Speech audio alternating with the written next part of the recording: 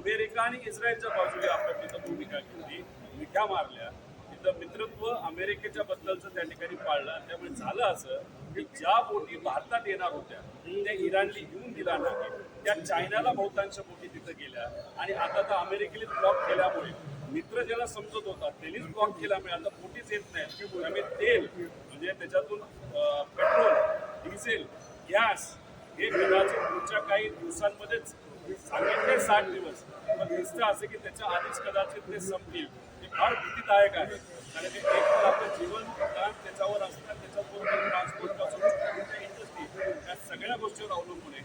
आणि सगळ्यात मोठी गोष्ट कदाचित पुढच्या काही दिवसात होईल ते म्हणजे पेट्रोलचे, डिझेलचे भाव आणि गॅसचे भाव अशा पद्धतीने त्या ठिकाणी वाढवले जातील. सामान्य लोकांना, गरिबाला परवडणार नाही.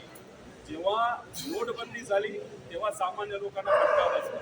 जेव्हा तुम्ही कोविड आला, कोविडच्या काळामध्ये ठीक आहे सगळ्याच देशामध्ये तो फटका बसला. आणि आता परराष्ट्र धोरण आपलं फसल्यामुळे या तेलाच्या किमती, म्हणजे ऑइल आणि पेट्रोल, डिझेल आणि गॅसच्या किमतीमुळे आणि त्याचा तुटवडा झाल्यामुळे हे जे काही छोटे मोठे व्यावसायिक आहेत हे एकदा त्यांचं कंबरट मोडलं तर परत कधीही ते उभे राहणार नाही. अशी आजची दुर्दैवाची परिस्थिती.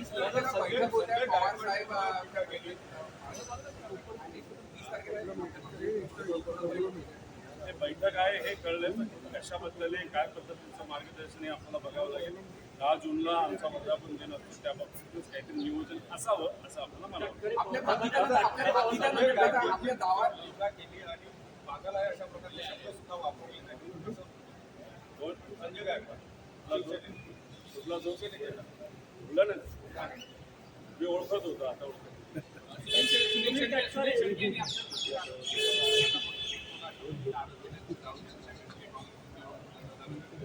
अंधश्रद्धेबद्दल लोक काहीतरी बोलले असं.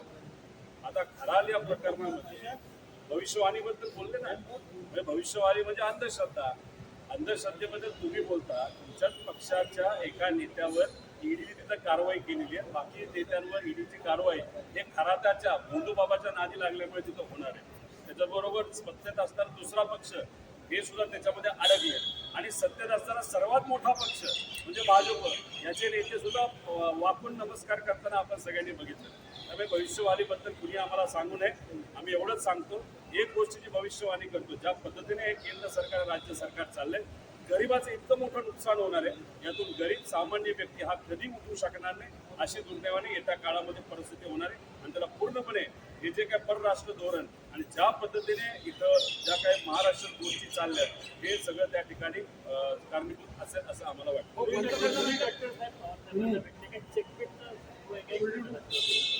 बघा, पवार साहेब कोणालाही भेटतात, तुम्ही कुठेही अपॉइंटमेंट घेतल्यानंतर तुम्ही असो, मी असो, कुणी असो, नाही सुनील तटकरे असो, नाही तर आता एखादा इथं गरीब व्यक्ती असो, पवार साहेबांच्या दरबारी सर्वसामान्य लोकांसाठी सर्वांसाठी मूल्य आहे.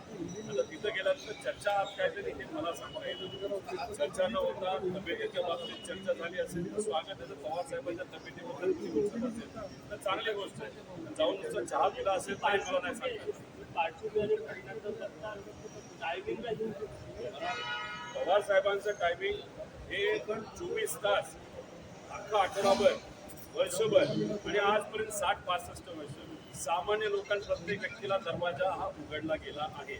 आता एखादा व्यक्ती अचानक 3 वर्षानंतर भेटायला का येतो याच्याबद्दलचं टायमिंग त्यांच्याच पक्षाने त्यांनाच विचारलं पाहिजे असं मला वाटतं.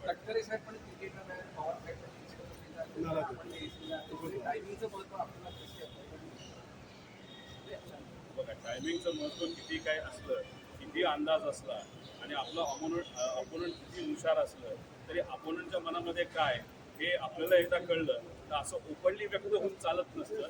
योग्य वेळेस योग्य ती खेळी खेळून त्या व्यक्तीला आउट करणं मात्र त्या ठिकाणी महत्त्वाचं.